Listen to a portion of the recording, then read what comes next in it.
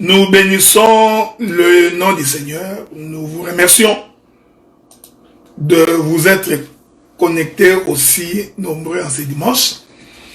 Généralement ici, comme vous savez, nous sommes dans le cadre de l'Assemblée des Saints de Gatineau, Ottawa, où nous invitons tous les membres de l'Église pour qu'ils soient connectés. J'ai également, par la même occasion, laissé la page ouverte pour que les autres également puissent nous suivre. J'ai continué à attendre la présence du bien-aimé John Gaspard, que je n'ai pas encore vu. John Kibangu, que je n'ai pas encore vu connecté. Donc voilà, je vous attends que vous vous connectiez. Envoyez-leur les messages pour qu'ils se connectent également. Et vous qui nous suivez en famille devant la télé, que l'Éternel Dieu vous garde également, qu'il vous protège.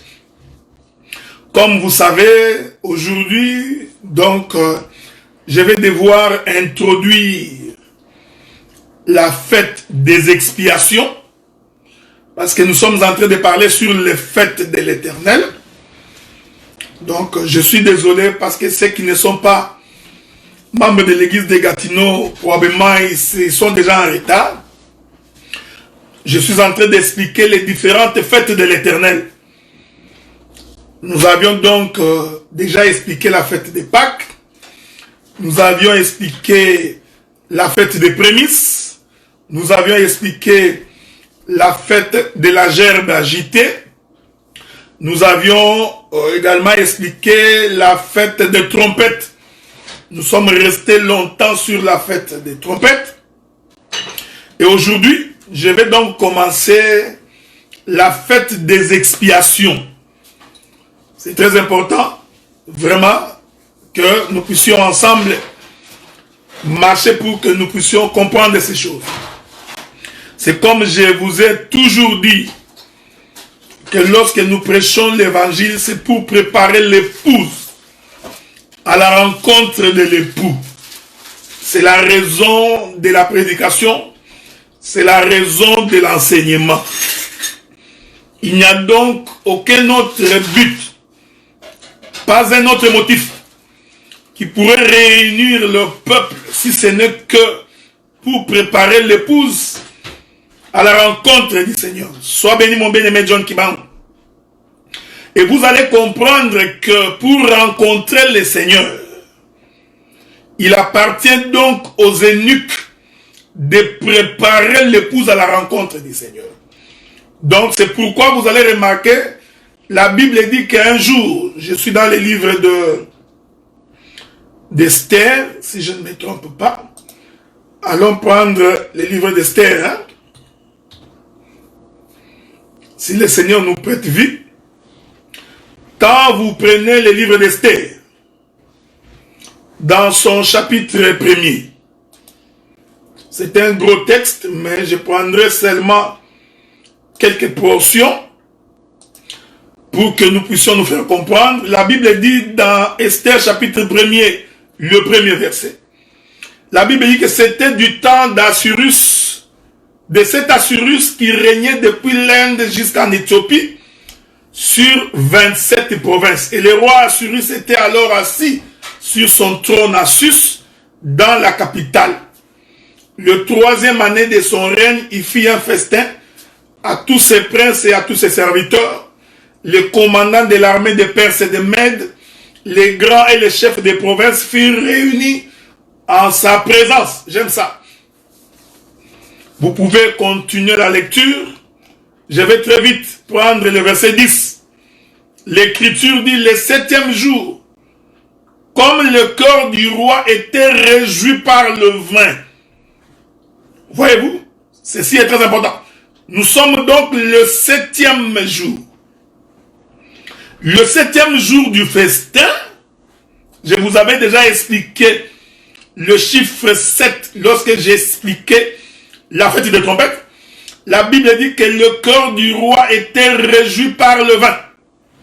Donc nous comprenons que celui qui boit le vin doit avoir le cœur réjoui. Est-ce que vous comprenez? Donc la joie vient par le vin. J'aime ça. C'est ici que nous disons, quand tu n'as pas l'explication de l'écriture, tu penseras que nous sommes en train de parler du vin naturel. Non.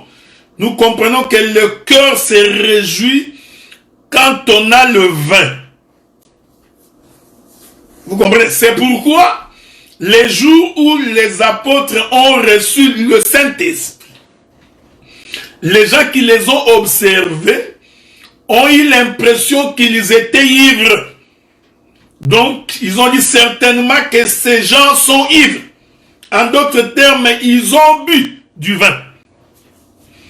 Et le bien-aimé Pierre prenant la parole, il explique pour dire qu'en réalité, ce que vous voyez, c'est la manifestation du Saint-Esprit. Ah, donc nous comprenons, celui qui a le Saint-Esprit, c'est un homme ivre. Donc c'est quelqu'un qui a bu du vin. Donc le vin, c'est en réalité l'ombre, l'image du Saint-Esprit. C'est pourquoi, prenons le livre de Luc chapitre 4. Luc chapitre 4. La Bible dit ceci. Nous prenons à partir du verset 17. La Bible dit, verset 18. L'Écriture dit, l'Esprit du Seigneur est sur moi et il m'a oint pour annoncer une bonne nouvelle aux pauvres. Il m'a envoyé pour guérir ceux qui ont le cœur brisé. Verset 19. Pour proclamer aux captifs la délivrance, aux aveugles le recouvrement de la vue, pour renvoyer libres les opprimés et pour publier une année de grâce du Seigneur. Donc, ici nous comprenons que l'Esprit du Seigneur, donc Dieu avait oint Jésus de son esprit. Donc, l'Esprit, c'est ça même l'onction. Or, quand quelqu'un est sous l'onction, c'est-à-dire qu'il est sous la conduite du Saint-Esprit. Et celui qui a le Saint-Esprit n'est plus conduit par lui-même, il est donc conduit par l'Esprit du Seigneur. C'est pourquoi Paul disait, ce n'est plus moi qui vis, mais c'est plutôt Christ qui vit en moi. Voilà.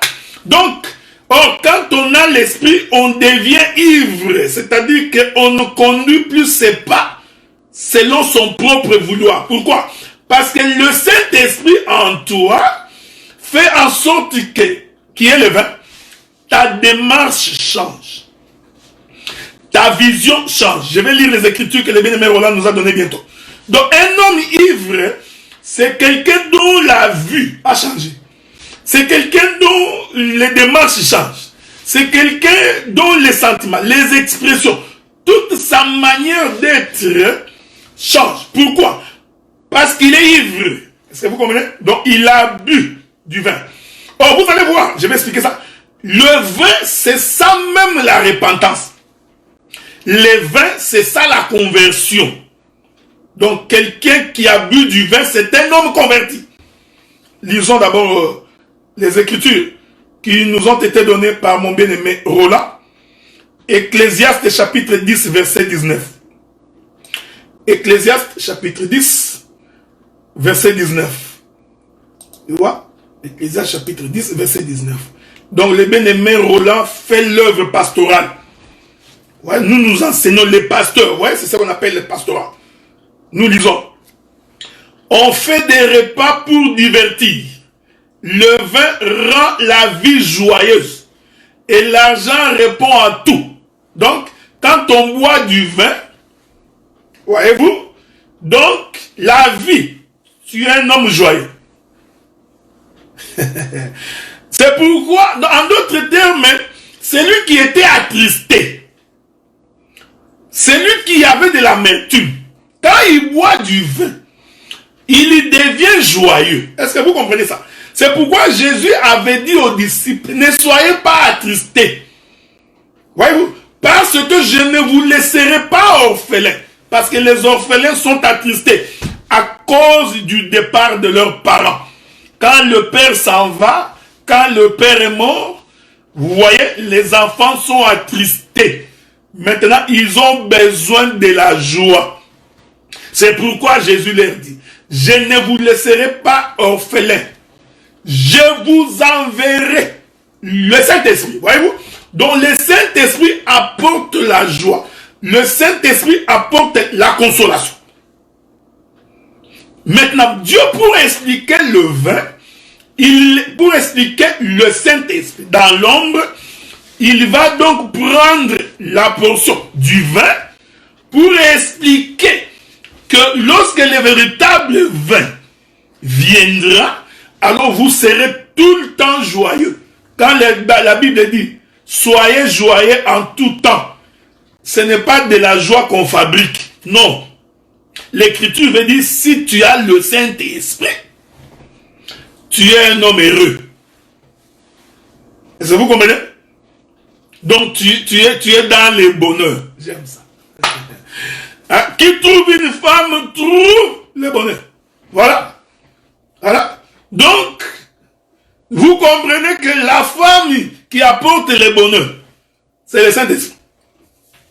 Hein? Donc, bon, essayons de ne pas entrer là-bas pour ne pas ouvrir notre brèche. Mais j'étais dans le livre d'Esther. Vous avez remarqué que lorsque le cœur du roi, à cause du vin, se réjouit, le roi fait venir Vasti. Il dit, faites-moi venir la reine Vasti pour que je puisse présenter au peuple sa beauté. Pour qu'on voie comment cette femme est belle. Vous savez, quand la femme est belle, ça réjouit le cœur de son mari. Je vais exhorter un peu. Donc, le roi a appelé Vasti pour qu'on voie sa beauté. Attendez. Je vais vous trouver ça. L'écriture dit ceci.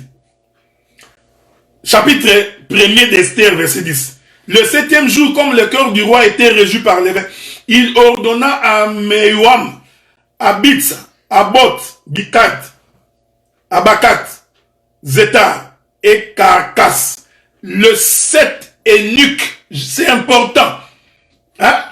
Les 7 eunuques qui servaient devant le roi Assyrus. Donc pour servir devant le roi, il faut que tu sois un eunuque. Et nous disons, il y en a 7 eunuques. Maintenant, les eunuques, je répète ça, ce sont des hommes qui travaillent au service du roi. Ce sont les hommes qui gardent les femmes du roi, parce que le roi a plusieurs femmes. Et les eunuques, ce sont des gens qui ont été castrés.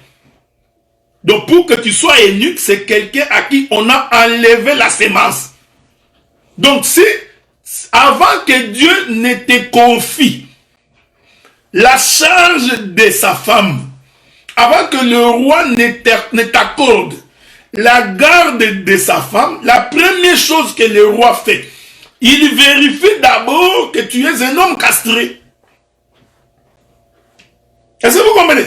Donc, le roi ne peut pas donner la garde de sa femme à des hommes qui ont la sémence. Donc, la première chose que Dieu fait, il va d'abord s'arranger pour que l'homme soit castré. Laissez-moi évangéliser. La castration ici, physiquement, c'est enlever la capacité à tout homme d'être homme. Voyez-vous? Donc, la capacité de produire. Cette chose explique que les eunuques qui sont au service du roi doivent premièrement être des hommes que Dieu a transformés, que Dieu a changés. C'est pourquoi l'Éternel Dieu avait dit à Pierre, Pierre, le diable t'a réclamé, afin de te cribler comme on crible les blés. Mais moi, j'ai prié le Seigneur. Mais le jour où toi, Pierre, tu seras converti, alors tu affermiras tes frères. Ah, donc, l'Écriture nous fait comprendre. Avant d'être un affermisseur, il faut premièrement que toi-même tu sois converti. Donc, les prédicateurs de l'évangile, avant que Dieu ne te confie le troupeau, Dieu commence d'abord par transformer, par convertir la personne. C'est pourquoi dans la cour du roi, les eunuques, on les avait confié la charge des femmes du roi. Et le roi a plusieurs femmes. Cette chose, elle est prophétique. Parce que nous sommes la femme de Dieu, de Jésus. Mais en tant que femme de Jésus, le corps de Jésus est composé de plusieurs membres. C'est ce que Paul dit. Quand bien même que c'est un seul corps, mais le corps est composé de plusieurs membres. Laissez, je vais vous trouver l'écriture. C'est comme ça qu'on explique la fameuse polygamie des rois. Donc quand tu entends dans la Bible que Salomon était polygame avec beaucoup de femmes, oh, le tel roi avait plusieurs femmes, comprends que c'est une ombre.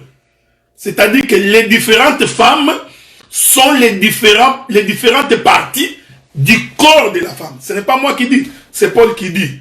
Je vais vous trouver l'écriture, ok? Allons vite. Vous trouvez l'écriture de ce que Paul dit. Souffrez avec moi, ok? Donc c'est pour une bonne cause que vous souffrez un peu. Écoutez ce que Paul dit. Je suis dans les livres de Romains chapitre 12. Romains chapitre 12. L'écriture dit ceci. Comme nous avons plusieurs membres dans un seul corps. Tu vois, ça c'est Paul. Paul explique. Nous avons plusieurs membres, mais dans un seul corps. J'aime ça. Il continue. Que tous les membres n'ont pas la même fonction. Verset 5. Ainsi, nous qui sommes plusieurs, nous formons un seul corps en Christ. T'as vu?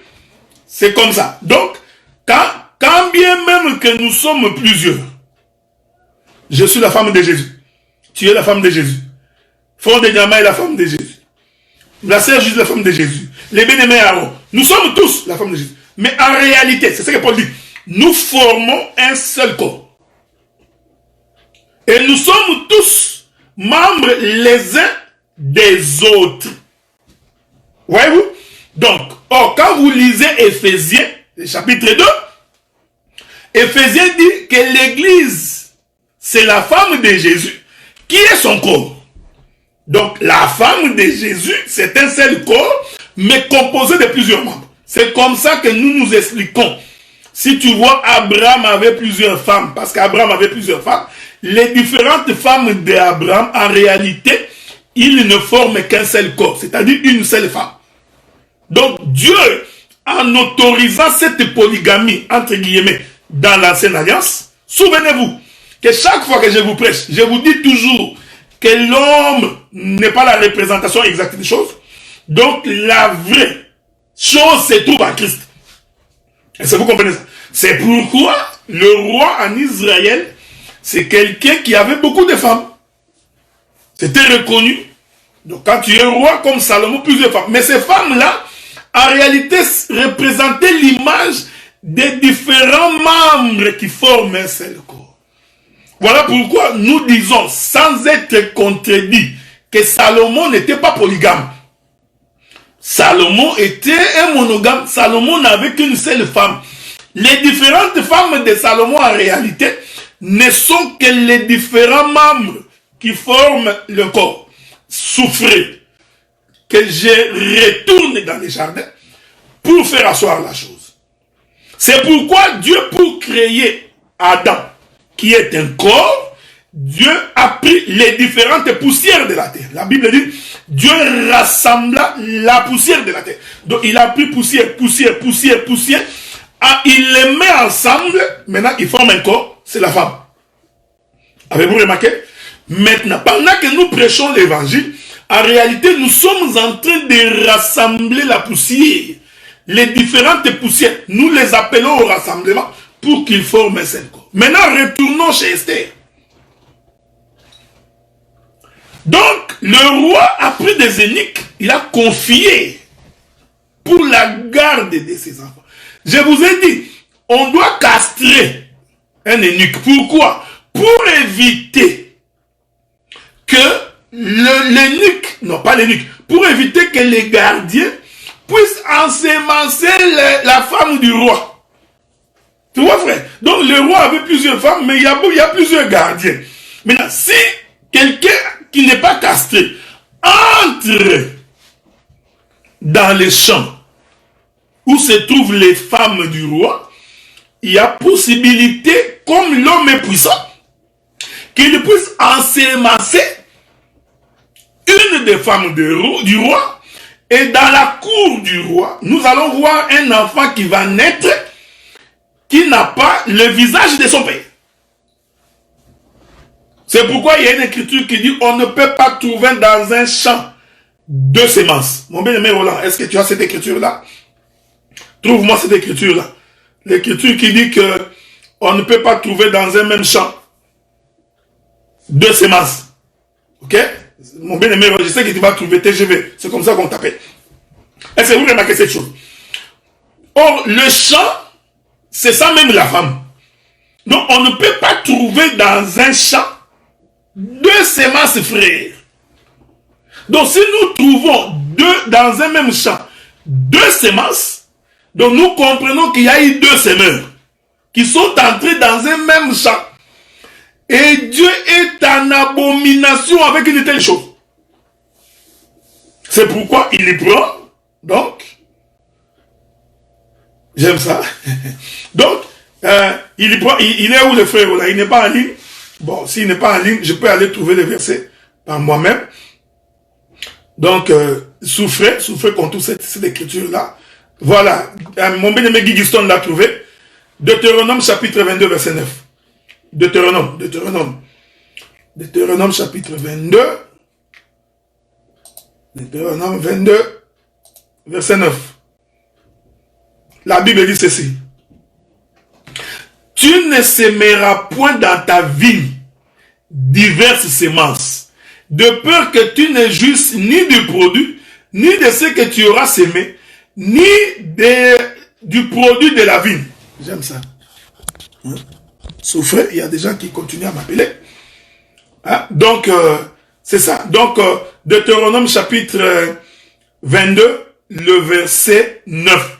Donc, tu ne peux pas avoir dans un même champ deux formes de semences. Pourquoi? Parce que si vous mettez deux semences dans un même champ, cela suppose que dans les champs, il y a eu deux semeurs. Et ça énerve Dieu. Est-ce que vous comprenez? Ici, je vais faire la pastorale. Laissez-moi faire la pastorale. Pourquoi Dieu a-t-il donné cette loi?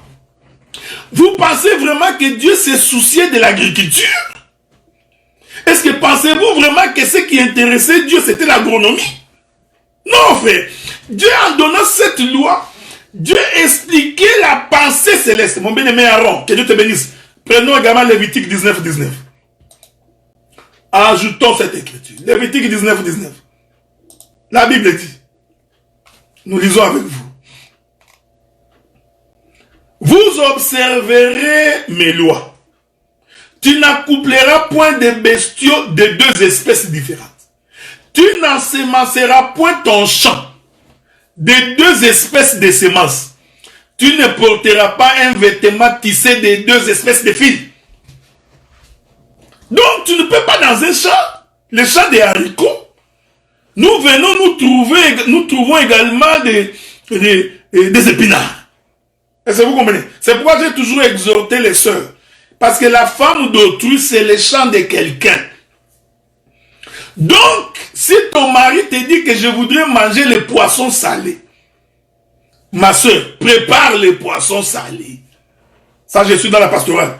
Ne viens pas dire, tu vois, mon pasteur avait appelé, le docteur Adelaire avait appelé, il m'a dit qu'il passera par ici, et lui, il aime manger la viande. C'est pourquoi j'ai mis à côté les poissons salés.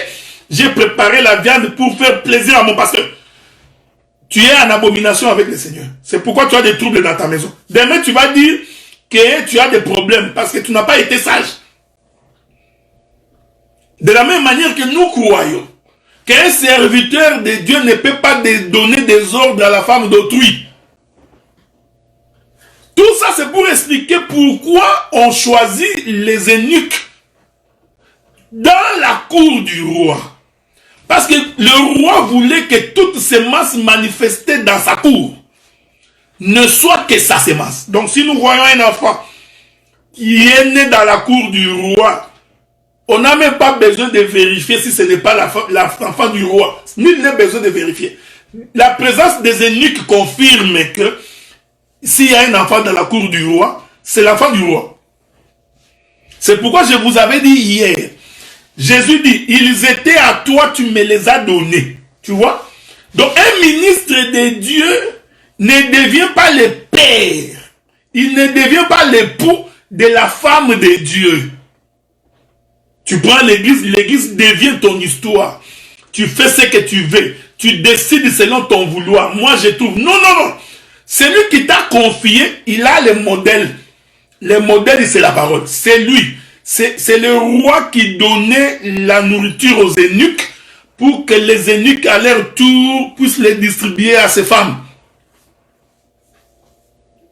C'est le roi qui donnait les produits aromatiques pour la beauté de ses femmes. Il donnait ça aux eunuques pour que l'eunuque à son tour. Toi, tu ne peux pas faire. Donc, pour que tu prennes une rouge à lèvres, ça c'est une expression, je voudrais dire. L'eunuque ne peut pas aller chercher son propre rouge à lèvres qu'il a acheté à Maxi, je ne sais pas, à Colorite, je ne sais pas moi quoi. Il vient, il appelle la femme du roi, viens, prends ces rouges à lèvres. Moi, je trouve que ces rouges dorés, c'est bien, tu peux mettre sur tes lèvres. Non. Donc, l'eunuque doit attendre que le roi lui-même lui donne les aromates, les laits de beauté, les produits. Parce qu'il faut que la femme puisse refléter le goût du roi. Voilà, c'est ça l'évangile. Donc nous enseignons l'évangile pour que l'église, les membres de l'église, reflètent le goût de leur mari, qu'ils deviennent à l'image de leur mari, pas à l'image des eunuques. C'est pourquoi aujourd'hui nous avons beaucoup de gens qui sont fanatiques des prédicateurs. Il est fanatique de son pasteur, fanatique de son docteur. Ce que j'ai dit, nous le disons au détriment de nous-mêmes. Ouais, je ne le dis pas parce que je voudrais m'attaquer à quelqu'un. Non, je dis même au détriment de nous-mêmes. Nous ne prêchons pas pour que vous deveniez nos fanatiques. Pour que vous deveniez nos fans club. Non, non, non. Nous prêchons pour que vous deveniez les fans club du roi. Voilà pourquoi l'eunuque, c'est pourquoi aujourd'hui, beaucoup de gens sont entrés dans les champs de Dieu sans être castrés. C'est pourquoi tu vas remarquer, dès qu'on ne lui donne pas l'argent, il n'a pas d'offrande, l'homme est en colère. Maintenant, il prend sa Bible. La Bible dit, Galates 6:6, il faut donner l'argent à vos prédicateurs. Si vous ne donnez pas aux prédicateurs, vous êtes maudits. Il est en colère, mais il utilise le verset. Non. Si c'est Dieu qui t'a donné ces champs, mais rentre chez Dieu. Vous savez, frère, les gens sont... La Bible dit, est-ce qu'un soldat travaille-t-il à son propre compte? Ou ne travaille-t-il pas au compte de celui qui l'a engagé? Je ne peux pas, frère, parce qu'il manque le foufou chez moi. Parce que je n'ai pas de vêtements et que je n'ai pas d'habits. Je ne peux pas ouvrir ma Bible avec l'intention de me payer moi-même. Je ne peux pas ouvrir ma Bible avec l'intention de presser la vache d'autrui pour soutirer les laits. Non, cet esprit est mauvais. C'est lui qui t'a enrôlé. Il faut rentrer vers lui. Lui dit, éternel Dieu, c'est toi qui m'as confié ce peuple. Voici la difficulté. Le même Dieu qui crée en l'homme le vouloir et le faire, il créera dans le peuple les désirs de te soutenir. Ça, frère, et puis je vous dis, frère, Si on a véritablement reçu le mandat de Dieu, Dieu te soutiendra. Dieu te soutiendra d'une manière ou d'une autre. C'est comme aujourd'hui, nous sommes dans le coronavirus, tout le monde est confiné. Nous avons des hommes de Dieu qui sont stressés, en colère. J'ai même vu quelqu'un, il est en Côte d'Ivoire. Il dit, si dans 7 jours, vous ne me donnez pas l'argent, je vais vous maudire. Et regardez, ça, je m'excuse, mais c'est un bandit. Voilà un homme qui est entré dans la cour du roi sans être castré. Vous comprenez ça? Donc il est entré avec sa propre semence. Voilà pourquoi il traite le peuple de Dieu comme étant les troupeaux de son pâturage. Non. Un serviteur de Dieu. Ici je parle des gens qui ont reçu le mandat de Dieu. Il prêche l'évangile. Et quand tu prêches l'évangile sans motif impur, je t'informe, Dieu ne peut pas rester avec ta dette. La Bible dit, dès que je suis débiteur, je paierai. L'éternel Dieu ne peut pas. J'ai béni la sœur Nathalie, ça fait longtemps que je l'ai vu. Que Dieu te bénisse. Est-ce que vous remarquez ça? Je ne peux pas croire à un Dieu comme ça. Il n'est le débiteur de personne. Malheureusement, beaucoup sont entrés dans les champs de Dieu sans être castrés. Voilà pourquoi c'est toujours important. Avant que Dieu n'élève quelqu'un, Dieu s'arrange d'abord pour que cette personne soit transformée. Pour que cette personne soit changée. Que cette personne fasse l'œuvre de Dieu de façon désintéressée. Pas avec des motifs derrière la tête. Et quand on prêche Dieu dans la vérité, le peuple te bénira sans demander, frère. Ne vous en faites pas. C'est pourquoi dans les livres d'Esther, là où nous avons lu avec vous, les eunuques du roi étaient au nombre de 7. Parce que c'est aussi un mystère autour du chiffre 7. Est-ce que vous comprenez? Maintenant, c'est aux eunuques de préparer l'épouse. C'est aux eunuques de préparer la femme. Frère, le ministère, c'est préparer l'épouse pour que celle-ci se présente devant son mari. Il n'y a pas autre chose, frère. Nous ne prêchons pas d'abord pour que vous achetiez des maisons, que vous achetiez des voitures. C'est bien d'avoir une maison pour dormir, c'est bien. C'est bien de rouler Rolls, c'est bien. Mais le ministère, c'est d'abord vous préparer à la rencontre du Seigneur. C'est ça le travail des eunuques. Est-ce que vous comprenez? Je suis en train d'introduire la fête des expiations. Parce que la fête des expiations, c'est le pardon du péché. Est-ce que vous comprenez? Nous lirons 2 ou 3 écritures. La fête des expiations, c'est le pardon du péché. Mais le pardon du péché n'est possible qu'au travers du ministère. Remarquez cette chose. C'est pourquoi l'écriture dit on appela Vasti. Je vous avais dit, c'est que le roi recherchait. Lisons ça, vous allez voir ça. Le roi recherchait quoi? La Bible dit. Le verset 11, Esther chapitre 1er. D'amener en sa présence la reine Vasti avec la couronne royale pour montrer sa beauté au peuple, aux grands, car elle était belle de figure. Voilà. Je répète l'écriture. Le roi voulait faire venir Vasti, pas pour autre chose, pour qu'on voie sa beauté. Maintenant, je vais t'exhorter, frère. Je t'exhorte. Laissez-moi t'exhorter. Je t'exhorte également, toi qui vas te marier. Avant de te marier, regarde bien la femme que tu vas épouser. Rassure-toi que cette femme est belle pour toi. Frère, rassure-toi. Et vous qui êtes mariés, faites en sorte que votre femme ou vos femmes soient belles. C'est la responsabilité de l'homme. Donc l'homme veille sur son accoutrement, sa façon d'être, sa manière de s'habiller, de se maquiller, tout ça. Il faut que toi-même, l'homme, quand tu regardes, tu trouves qu'elle est belle. Belle. Tu vois, frère? Ici, j'ai fait la pastorale. Donc, si nous voyons une femme sale, nous comprenons que son mari est un homme sale. Je suis d'abord ici dans la pastorale, parce que je vais monter dans la prophétie bientôt. Laissez-moi faire la pastorale pour que chacun de nous puisse nous comprendre. Mon bien-aimé frère, quand tu veux te marier, regarde la femme. Rassure-toi que cette femme est belle. Si elle n'est pas belle, fais de ton mieux pour qu'elle devienne belle. Tu comprends, frère? La beauté, frère, ça peut s'acquérir.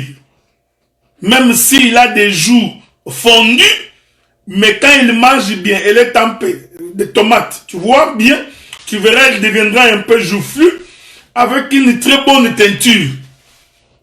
Donc, je ne te demande pas de mettre, pas beaucoup, hein, ça devient, non, une bonne teinture, un très beau lait de beauté. Si elle est bois noir, tu regardes le bois noir, quel est le lait de beauté? Va avec elle dans les shops, là où on vend les laits de beauté. Pendant le temps d'Esther, c'est ce que les eunuques faisaient. Choisis les accoutrements bien habillés, donc qu'elle soit belle. Parce que si toi-même tu trouves ta femme belle, tu n'auras pas honte de la présenter. C'est pourquoi aujourd'hui, nous avons déjà 5 ans dans l'église, on n'a jamais su qui est sa femme. Quand ils viennent à la prière, l'homme a son chemin, la femme a son chemin. Quand le culte est fini, l'homme son chemin, la femme son chemin. Quand vous avez des fêtes, tu dis à la femme, toi va avant. Avant. Précède-moi, précède. Prends les enfants. Toi, tu viens en costume en retard. D'abord, c'est une honte pour l'homme. Toi, tu es bien habillé, ta femme est mal habillée. Je t'informe que c'est anti-doctrine. C'est diabolique. C'est satanique. On ne peut pas trouver un homme bien habillé, sa femme mal habillée. J'ai dit dans la doctrine, c'est faux. C'est pourquoi Christ lui-même, le véritable homme, qui était bien habillé, il s'est dépouillé de ses vêtements. Est-ce que vous comprenez ça, frère? Pour nous habiller. C'est pourquoi l'Écriture dit dans Romains, revêtez-vous donc de Christ. Donc, Christ, lui qui était homme de gloire, bien habillé, il dit en ces jours-là, les gens accouraient de partout pour écouter la sagesse qui sortait de la bouche de Salomon. Et la Bible dit que de tous les hommes de la terre, personne n'était habillé comme Salomon. Est-ce que vous comprenez ça? Mais, le Seigneur dit ici, moi, celui qui se tient ici est plus que Salomon. Tu comprends ce que je dis? Donc, est plus que Salomon. Donc, Christ lui-même, c'était un homme bien habillé, en lait. Mais il a pris ses vêtements. Il s'est dépouillé de sa gloire pour confier cela à sa femme. Comme ça, quand la femme apparaîtra, qu'on voit la beauté. Vous voyez, frère? Ici, je suis dans la révélation. Mais dans la doctrine aussi, il faut qu'il y ait le mariage entre l'homme et la femme. Toi, tu es bien habillé en Gucci, 3 pièces. Chaussures Weston. Maintenant, tu prends ta femme. Tu l'as fait porter un Ndwekele. Vous connaissez un Ndwekele? Hein? Je ne sais pas si vous connaissez un Ndwekele. Les gens qui ont grandi à Kinshasa, ils vont se souvenir de Ndwekele. Tu prends ta femme, tu lui fais porter un Ndwekele. Papa allez. Donc tu fais porter ça à ta femme. Maintenant, quand vous passez, les gens se posent la question, est-ce que c'est vraiment sa femme ou c'est sa bonne? Vous comprenez ça, frère? Non! Le roi, il voulait qu'on voie la beauté de sa femme. Pourquoi? Parce que le roi avait mis à la disposition de sa femme les eunuques. Oui, frère. Maintenant, montons un tout petit peu dans la révélation. Les eunuques ici représentent les ministres de la parole. Donc Dieu nous a pris, nous, ministres de la parole. Il nous a confié sa femme, que vous êtes, pour que nous fassions en sorte que vous soyez belles. Est-ce que vous comprenez? Donc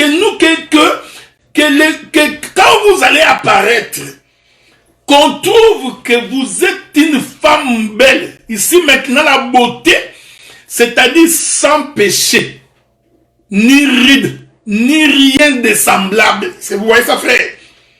Donc, le ministère prépare la femme à apparaître devant son mari avec une beauté extraordinaire. C'est ça la beauté qui vient de la parole. C'est pourquoi je vous avais dit, la mission du ministère, c'est vous préparer à être sans défaut, sans tache, ni ride, ni rien de semblable. Ça, tu vieillis pas.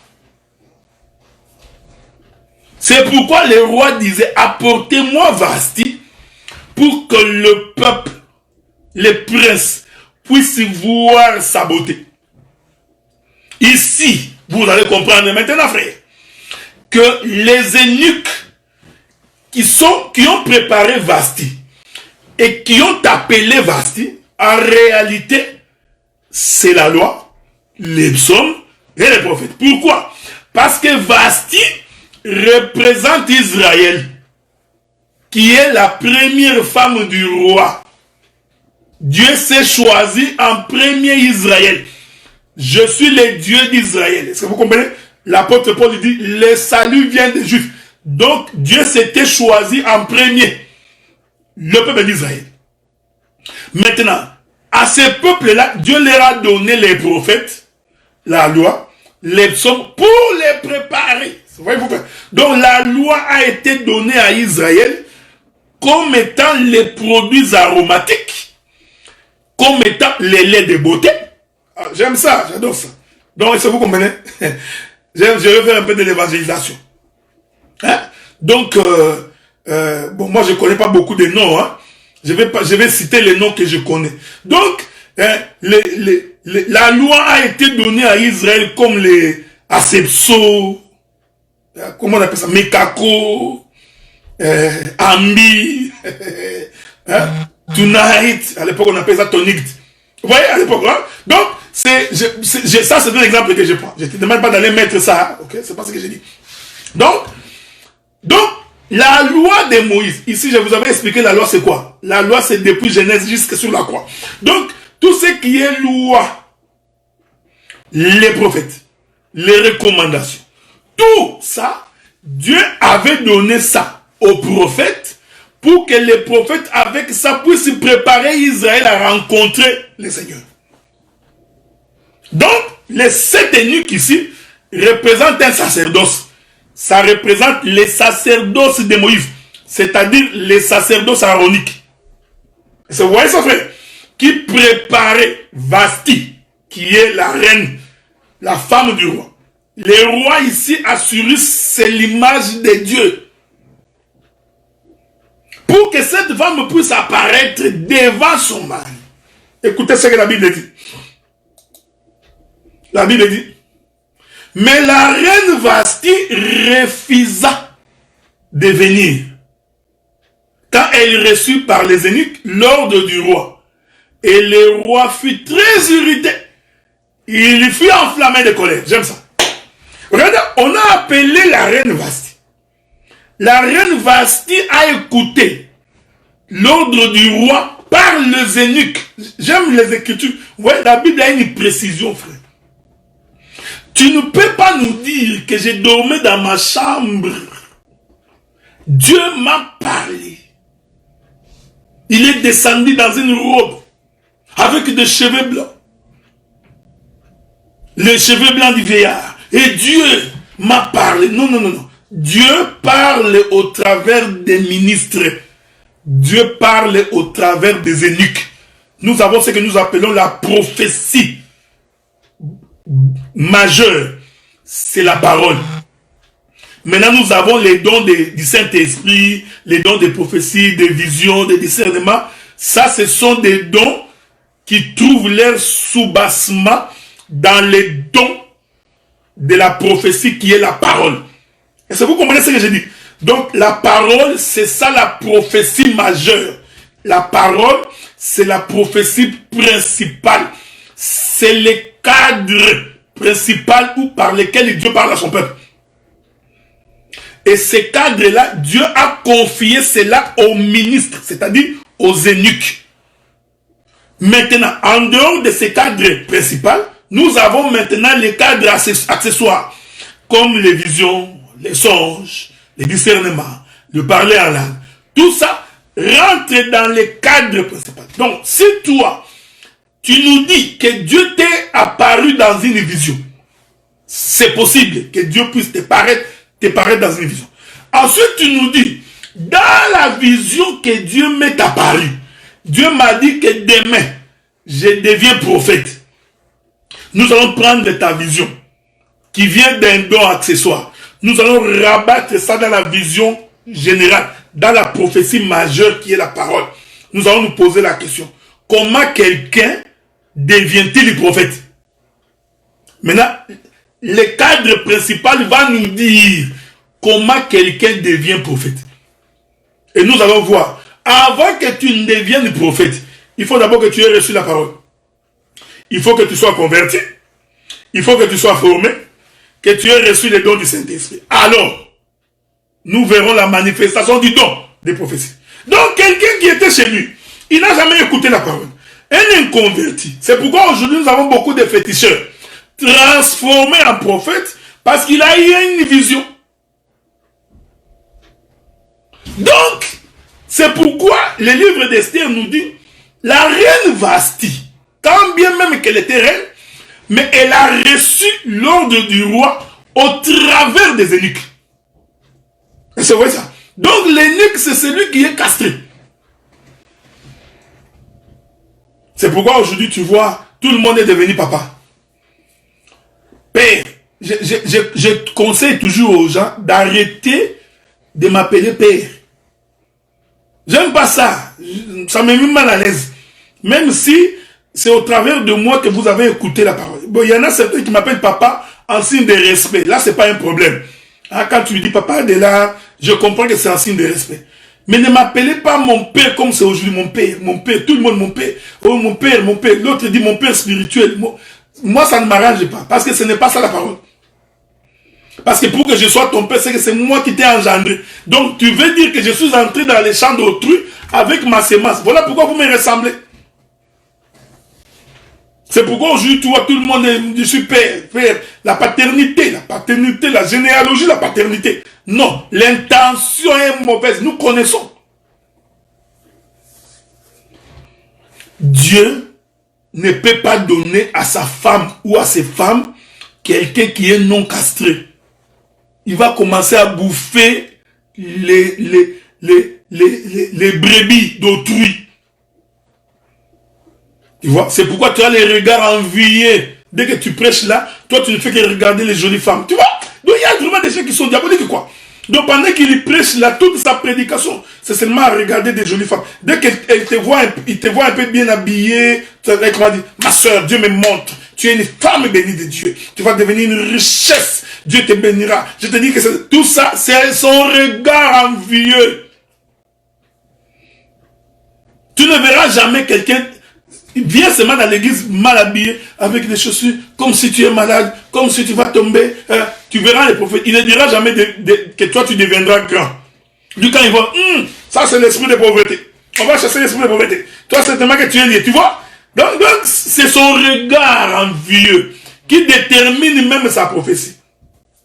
Dès que tu me vois moi avec un gros ventre comme ça, avec un costume, directement regarde ta prophétie.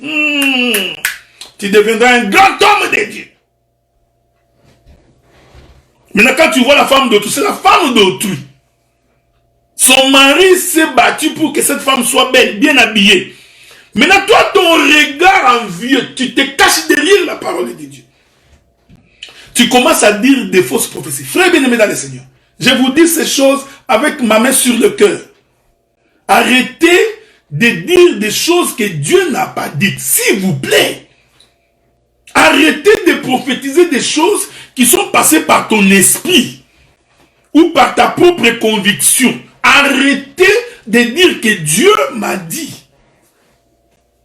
Je vous avais fait lire une écriture que la Bible dit que si un prophète dit une chose, Roland, trouve-moi cette écriture-là. Je sais que tu peux trouver ça. Il y a une écriture qui dit que si un prophète dit quelque chose et que cette chose n'arrive pas, on doit lapider ces prophètes. Hein?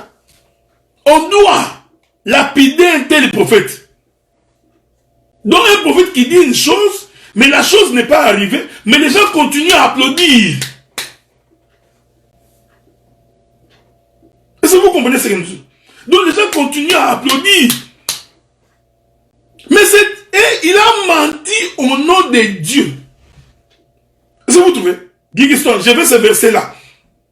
Quand un prophète dira une chose, que la chose n'arrive pas, que ce prophète-là doit être lapidé, on doit prendre des pierres, on doit lapider ce prophète. Dites à ce qu'il va mourir. Pourquoi? Parce qu'il n'est pas castré. Ouais, parce qu'il n'est pas castré. Donc si quelqu'un est castré, il ne dira pas des choses de lui-même. Parce qu'il n'a aucune sémence, frère. Est-ce que vous comprenez ce que nous disons? Il n'a aucune sémence. Maintenant, quand la reine Vasti refuse, ah, tu me l'as trouvé, bien aimé Roland. Deutéronome 18, 22. Prenons ça. Deutéronome 18, 22. Deutéronome 18, verset 22. Écoutez ce qui est écrit. La Bible dit ceci. Quand ce que dira le prophète n'aura pas lieu et n'arrivera pas, ça sera une parole que l'Éternel n'aura point dite. C'est par audace que le prophète l'aura dite. N'ayez pas peur de lui. J'aime, c'est pas moi, frère, c'est la Bible. Non, montons plus loin. J'aime la Bible. Que soit béni mon bien-aimé là. Écoutez ce que la Bible dit. Commençons par le verset 19. Deutéronome 18, 19. Et si quelqu'un n'écoute pas mes paroles, et qu'il dira à mon nom, c'est moi qui lui en demanderai compte. Mais les prophètes qui aura l'audace, voyez, c'est ce que moi j'appelle les audacieux. Courageux. Tu as grandi en Gabaya Makala, courageux. Donc, maintenant, dans ton courage, tu commences à dire des choses que Dieu n'a pas dites, mon frère. Pourquoi vous vous moquez de Dieu jusqu'à ce point? Pourquoi? Vous prophétisez sur les femmes d'autrui des choses qui sont fausses. Comme Dieu vous connaissez, il a déjà prévu une clause pour vous attraper. Écoutez. Mais le prophète qui aura l'audace, un audacieux, Mismakas, comme on dit en lingala. Le prophète qui aura l'audace de dire à mon nom une parole que je ne lui aurai point commandé de dire, ou qui parlera au nom d'autres dieux, ce prophète-là sera puni de mort. Peut-être diras-tu dans ton cœur, comment connaîtrons-nous la parole que l'Éternel n'a point dite? Tu vois? Oh bien aimé, mais comment nous saurons que ce que le prophète a dit, que ce n'est pas Dieu qui a dit? Comment? Dieu répond. Quand ce que dira le prophète n'aura pas lieu et n'arrivera pas, ce sera une parole que l'Éternel n'a point dite. Est-ce que vous comprenez ce que nous disons, frère? Tout ça parce que l'homme est à la recherche de la gloire. Il est à la recherche de l'argent. Maintenant, il commence à mentir au nom de Dieu.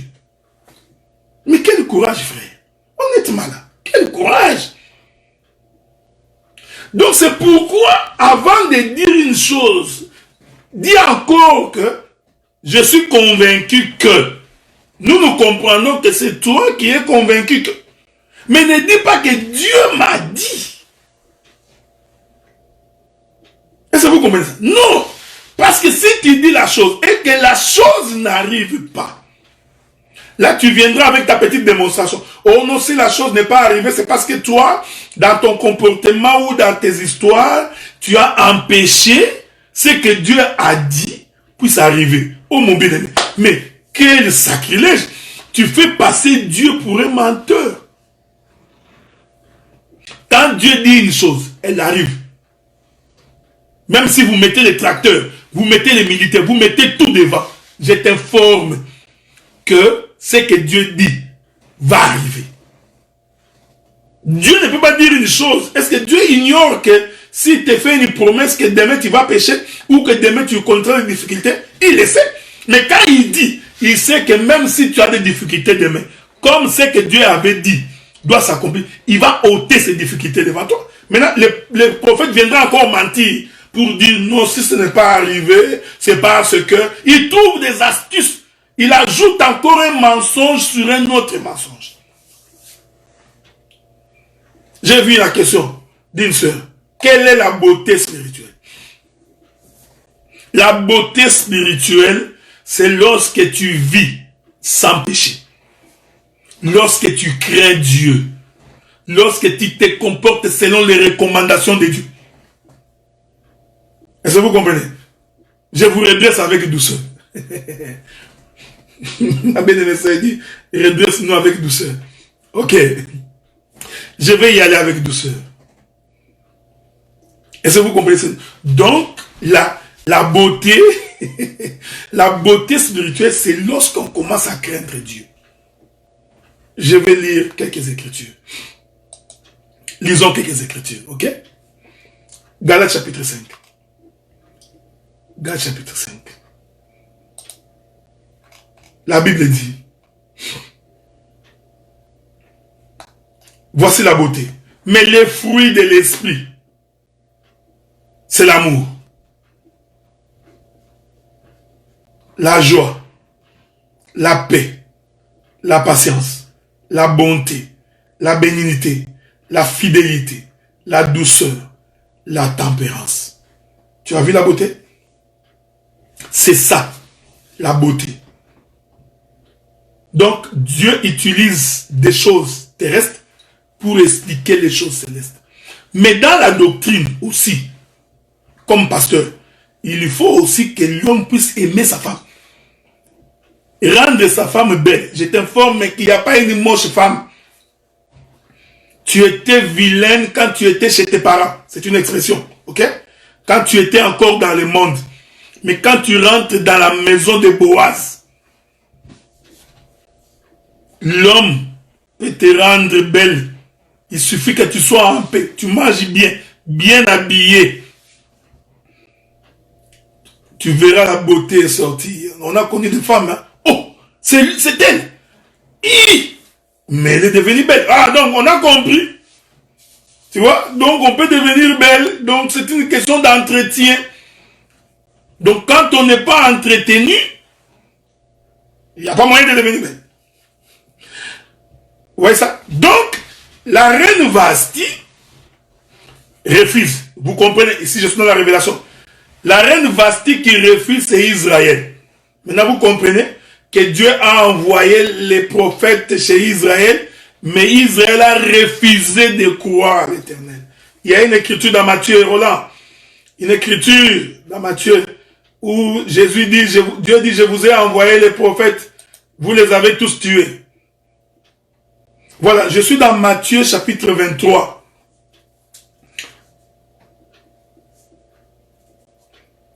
Matthieu chapitre 23, le verset 34. L'écriture, non, prenons Matthieu 23, le verset 37. Matthieu 23, verset 37. Jérusalem, Jérusalem, qui tue les prophètes, qui lapide ceux qui te sont envoyés. Combien de fois ai-je voulu rassembler tes enfants comme une poule rassemble ses poussins sous ses ailes? Vous ne l'avez pas voulu. Donc, ici, Jésus prophétisant, il dit, il a envoyé les prophètes avec le souci de rassembler les enfants. de rassembler Israël, comme une poule rassemble ses poussins sous ses ailes. Mais Israël a refusé. Voyez-vous? C'est ce que la reine Vasti a fait. On lui a envoyé les eunuques avec l'ordre du roi de venir. Mais Israël, Vasti refuse. Il dit, je ne me présenterai pas. En d'autres termes, c'est Israël qui refuse de venir devant le roi. Il est venu chez les siens, mais les siens l'ont rejeté. Voyez-vous, frère? Donc, Vasti qui est en train de refuser de venir, donc c'est Israël qui refuse de venir. Et les eunuques ici représentent les sacerdoces de Moïse, représentent tout le temps des prophètes. Donc, chaque fois que Dieu envoyait les prophètes en Israël, c'était pour les amener à rencontrer le roi. Or, pour rencontrer le roi, il faut que tu sois préparé. C'est ici que j'introduis la fête des expiations. Tu ne peux pas rencontrer le roi si préalablement il n'y a pas expiation des péchés. Est-ce que vous comprenez ça? Donc la femme doit se présenter pour exhiber sa beauté. Mais il refuse. La femme refuse, c'est Israël. Maintenant l'écriture dit ceci. C'est là qu'on va conclure pour aujourd'hui. L'écriture dit, toujours dans Esther, le verset 8, chapitre 2, verset 8. Il est écrit. Nous pouvons d'abord rentrer d'abord dans les chapitres premiers. La Bible dit ceci. Verset 15. Quelle loi, dit-il, faut-il appliquer à la reine Vasti pour n'avoir point exécuté ce que le roi Assyrus lui a ordonné par les eunuques? Quand vous lisez les textes, vous allez voir. Verset 19. Il est écrit. Si le roi les trouve bons, qu'on publie de sa part, qu'on inscrive parmi les lois perses et de Médès, avec défense de la transgresser, une ordonnance royale, d'après laquelle Vasti ne paraîtra plus devant le roi Assyrus. Voilà. Maintenant que Vasti a refusé de venir, le roi va faire un décret, une loi interdisant Vasti d'apparaître devant le roi. Je comprends pourquoi. Pierre pose la question à Jésus, pourquoi leur parles-tu en parabole? Donc Jésus répond, je leur parle en parabole, pour qu'en regardant qu'ils ne voient pas, en écoutant qu'ils ne comprennent pas, afin que je ne puisse pas les guérir, qu'ils ne se convertissent point. Je suis dans Matthieu chapitre 13, verset 10. Donc la parabole, c'est un décret. La parabole est une loi signé par le roi pour empêcher Vasti de voir la face du roi. Voyez-vous, frère? Donc, la parabole. Donc, tout le temps que Christ est en train de parler en parabole, tout le temps que Christ est en train de se voiler, donc tout le temps de la loi, en réalité, c'est la parabole. C'est-à-dire, c'est un décret qui empêche Vasti. C'est pourquoi nous avons toujours dit, en ces temps ici, si quelqu'un nous dit qu'il est allé voir Israël physique pour comprendre le Seigneur Jésus-Christ, nous comprenons qu'il n'a pas encore saisi les mouvements des Écritures. Tu peux aller pour ton information, tu peux aller pour ton instruction, tu peux aller parce que tu veux connaître l'histoire de ce peuple, mais pas pour connaître le Seigneur. Donc je ne t'empêche pas d'aller visiter Israël. Va visiter Bethléem. Les tombeaux de Jésus, ça t'arrange, tu peux aller visiter. Mais ce n'est pas ça qui te donne la connaissance de Christ. C'est pour ton histoire, c'est pour ta connaissance scientifique. Pourquoi? Verset 19. La Bible dit, une ordonnance royale, d'après laquelle Vasti ne paraîtra plus devant le roi Assyrus, et le roi donnera la dignité de reine à une autre qui soit meilleure qu'elle. J'aime ça. C'est ici maintenant que vous allez comprendre que le temps de la loi est en train de finir. Dieu maintenant est en train de tourner les regards vers nous. Est-ce que vous voyez ça, frère? L'Écriture dit, une ordonnance royale d'après laquelle Vasti ne paraîtra plus devant le roi, Assous. Et le roi donnera la dignité de reine à une autre qui soit meilleure qu'elle. C'est pourquoi je vous avais toujours dit, nous pouvons ne pas lire le Nouveau Testament, mais nous pouvons expliquer le temps de la loi et le temps de la grâce dans l'Ancienne Alliance. Est-ce que vous comprenez ça, frère? Donc, Dieu a fermé, il a signé un décret, une ordonnance royale pour empêcher Israël de voir sa face. Pourquoi? Parce qu'il faut que la gloire qui était réservée à Israël soit tournée maintenant vers quelqu'un d'autre. C'est-à-dire que cela soit tourné maintenant vers nous. J'aime ça. La Bible dit, cet avis fut approuvé du roi et des princes, et le roi agit d'après la parole de Memoukam.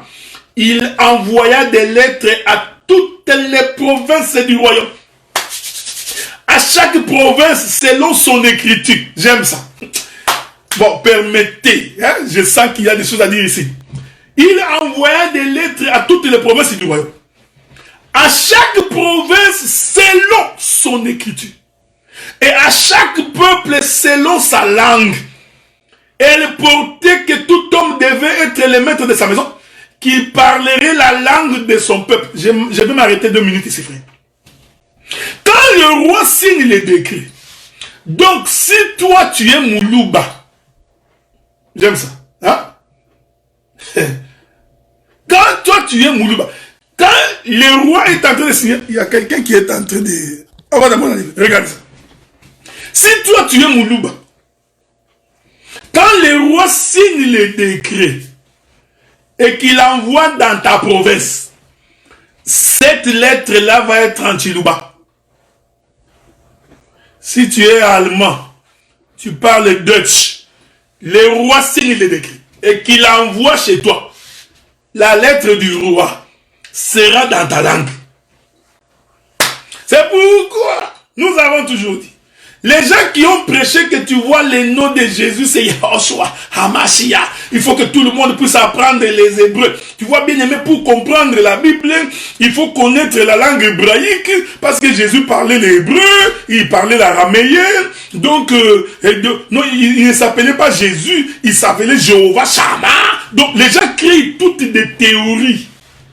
Et écoutez, la lettre nous est adressée à notre propre langue. Mais la pensée reste toujours la pensée du roi. Est-ce que vous voyez, frère? C'est pourquoi, ici, laissez-moi dire, mon frère, il ne faut jamais être complexé. Oh non, tu vois, moi, je ne parle pas bien français. Non, si tu comprends ces choses dans ta langue maternelle, tu as la capacité d'expliquer ces choses dans ta langue maternelle. La connaissance de la langue n'est pas être intelligent. Parce que vous savez, beaucoup de gens ont une mauvaise tendance. Les gens pensent que celui qui parle Kikongo, donc il est idiot par rapport à celui qui parle français. Non. Non, non. Tu peux parler français mais être un idiot. Tu parles français mais tu es un illettré. Tu peux parler lingala mais tu es un idiot. Tu peux parler anglais mais un idiot anglophone. Maintenant, il y a des gens qui sont complexés. Non, tu vois, il faut parler l'anglais, hein, l'anglais, non. Pour les choses de Dieu, Dieu t'a écrit sa lettre dans ta langue pour que tu comprennes. Mais la pensée reste la pensée céleste. C'est pourquoi le problème ici, ce n'est pas un problème de langue, frère. C'est un problème de la pensée de l'auteur. Voilà. Nous prêchons la pensée du Créateur. Même si mon français est mauvais, et que par moments j'ai fait des mauvais accords, c'est pas grave. Mais tant que je communiquerai la pensée du ciel, c'est ce qui est important. C'est pourquoi vous avez dit non. Je répète l'écriture. Je répète l'écriture. il envoya des lettres à toutes les provinces du royaume, à chaque province selon son écriture, et à chaque peuple selon sa langue. Nous l'avons connu, il s'appelle Jésus-Christ. Je n'ai pas besoin de dire Yehoshua Hamashia pour t'impressionner. Non. Non, il s'appelle, si tu étais un Munga, Jésus Christ. Est-ce que vous comprenez ça? On a des débats des fois inutiles. Jésus prit le pain. Jésus prit le pain. Il rompit. Il donna à ses disciples. Oh. Mais un Munga va dire que Jésus a pris le kwanga. S'il ne connaît pas le pain. Nous n'allons pas faire le débat sur, tu vois, les kwanga, les pains. Les kwanga, les pains. Non. Nous faisons un débat sur la pensée de l'écriture. J'ai parlé beaucoup, frère. Je vais finir par là parce que on risque de faire 2 heures ici. Finissons. Donc, il est presque 23 heures chez vous là. Vous qui êtes quoi? En Europe. Nous, ici, on est encore 17h40. On peut encore rester pendant longtemps. Mais regardez. Est-ce que vous comprenez ce que nous disons, frère? Ici, je n'ai pas honte de dire. La parole de Dieu, ce n'est pas une mutualité. Nous ne venons pas dans l'église pour faire une forme de mutualité. Nous n'allons pas dans l'église parce que nous sommes habitués. Nous ne prêchons pas les choses de Dieu parce que, tu vois, non. Donc, c'est une question de vie ou de mort. Une question de vie ou de mort. C'est pourquoi il faut bien, très bien, comprendre la pensée de l'écriture, être à même de saisir ce que l'éternel Dieu est en train de dire. C'est très important. Est-ce que vous voyez ça? Maintenant, regardez. Je voudrais conclure par là. Parce que ça fait quoi? 1h40 que j'ai parlé. C'est quand même beaucoup. Hein? 1h20 à peu près. Regardez. Rentrons là-bas. Esther, chapitre 2. Chapitre 2. L'écriture dit: après ces choses, la colère du roi Assuris se fut calmée. Il pensa à Vasti et à ce qu'elle avait fait et à la décision qui avait été prise à son sujet. Ici, c'est encore un mystère. Donc, le roi Assuris continuait toujours à penser à Vasti, malgré le fait qu'il a signé un décret. Mais sa pensée, toujours vers Vasti. C'est très important. C'est-à-dire que Dieu n'a pas oublié Israël. Même s'il a tourné les regards vers nous. Mais il a toujours sa pensée sur Israël. C'est très important. Parce qu'après le temps de la grâce, après l'enlèvement, l'Éternel retournera vers Israël. Quand vous lisez le texte, vous verrez ça. La Bible dit: alors ceux qui servaient le roi disent qu'on cherche pour le roi des jeunes filles, vierges et belles de figure. Et que le roi établisse dans toutes les provinces de son royaume des commissaires chargés de rassembler toutes les jeunes filles vierges et belles de figure, assis à la capitale dans la maison des femmes, sous la surveillance des guets. Eunuque du roi, gardien des femmes, qui leur donnera des choses nécessaires pour leur toilette. Ouais, frère, encore un eunuque. Donc, le roi signe un décret, on promulgue dans les pays que le roi est à la recherche d'une femme. C'est ce que nous faisons maintenant. Nous sommes en train de prêcher. Nous sommes en train de prêcher. Les commissaires, nous annonçons que le roi se cherche une femme. Et vous allez voir que beaucoup de femmes sont venues. Il y en avait beaucoup. C'est comme j'ai toujours été étonné. Non, bien aimé, il faut qu'on ferme toutes les églises. Il y a beaucoup d'aventuriers. Il faut que telle église ferme. Non. Vous ne pouvez pas fermer les églises. Non. Comment vous allez fermer les églises? Vous ne pouvez pas. Laissez-les venir. Non, je vais aller prêcher là-bas pour que ces pasteurs ferment l'église. Non.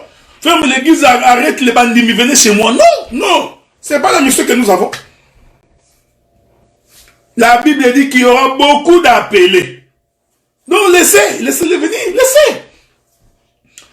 Et lorsqu'on a promulgué, beaucoup sont arrivés. Plusieurs filles sont arrivées dans la capitale suisse.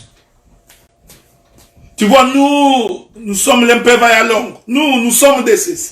Nous sommes des ceci. Nous sommes des assemblées de ceci. Nous sommes des pentecôtistes. Nous sommes des méthodistes. Nous sommes des catholiques. Ce sont des filles qui viennent. Ne vous en faites pas. Ne vous en faites pas. Beaucoup de filles. Parmi ces filles-là, Esther aussi entre dans les lots. C'est ici, maintenant que vous allez voir, que dans cette logique-là, dans le beaucoup d'appelés, le roi va se choisir quelqu'un. Maintenant, le choix dépend de la toilette. C'est ça que j'aime ça. L'eunuque du roi est gardien des femmes, qui leur donnera les choses nécessaires pour leur toilette. C'est les toilettes. Ici, quand je parle des toilettes, je ne parle pas d'aller au WC. Non. C'est-à-dire les produits de maquillage. Les produits de beauté. Qu'est-ce qui fait la beauté d'une femme? Oh, parler de la beauté d'une femme, c'est parler de la beauté de l'église. Oh, pour que la femme soit belle, il faut qu'il y ait expiation des péchés. Sans expiation de péché, tu ne peux pas paraître belle au devant du roi. La fête des expiations, c'est la fête du pardon du péché. C'est la fête où l'Éternel Dieu extirpe la racine du péché dans tout homme pour que tu puisses voir la face du roi. Tu ne verras pas la face du roi parce que tu as fait la démonstration du crocodile. Tu ne verras pas la face du roi parce que tu fais la démonstration de l'ombre de la réalité. Tu ne verras pas la face du roi parce que tu vois les muscles du ventre de l'hippopotame de l'Autriche. Non. Pour voir la face du roi, tu as besoin de la toilette afin que la saleté qui était dans ton corps, cette saleté que tu as traînée depuis les anciens temps, que tu as traînée depuis ta province, quand tu arrives dans la cour du roi, le roi donne les produits nécessaires pour ton toilettage, afin que nous puissions enlever en toi l'odeur du péché. C'est la mission des eunuques. Voilà pourquoi nous vous invitons à l'église, non? Nous vous invitons à l'église, pas pour autre chose. Nous vous invitons à l'église pour que vous soyez des hommes et des femmes nettoyés. Toi qui m'écoutes de Gatineau, toi qui m'écoutes d'Ottawa, on vient à l'église parce que dans l'église, nous avons des eunuques, des hommes castrés, qui craignent Dieu et qui vous enseignent à fuir le péché. Pourquoi? Pour te permettre de voir la face du roi. Te permettre de voir la face de ton Créateur. Ceci n'est possible que par l'abandon du péché. Or, cet abandon du péché, c'est ce que nous appelons la fête des expiations. J'ai lu une écriture et je conclue. Une écriture et nous concluons. Prenons une écriture et on va conclure par là. Bien-aimés dans le Seigneur, il est écrit dans le livre de Lévitique. Je vais lire le verset, le chapitre 4, le verset 20 et le verset 21. Lévitique chapitre 4, verset 20 et verset 21. Il est écrit, il fera de ces taureaux comme un taureau expiatoire. Il fera de même. C'est ainsi que le sacrificateur fera pour eux l'expiation et il leur sera pardonné. Donc, le pardon ne peut s'obtenir que par l'expiation du taureau, c'est-à-dire par le sacrifice du taureau. C'est pourquoi quand tu lis ta Bible, toi tu vois la Bible, elle parle de taureau. Tu es en train de voir les taureaux que tu élèves derrière ta cour arrière. Non. Verset 21. Il emportera les taureaux en dehors du camp. Vous voyez ça fait?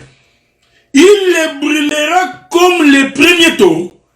C'est un sacrifice d'expiation pour l'assemblée. Ah, donc on va prendre les taureaux. C'est taureau qui a porté les péchés du peuple. Ici vous comprenez que les taureaux, c'est le Seigneur Jésus-Christ. Donc si tu m'entends un jour chanter, je te remercie, oh toi le véritable taureau.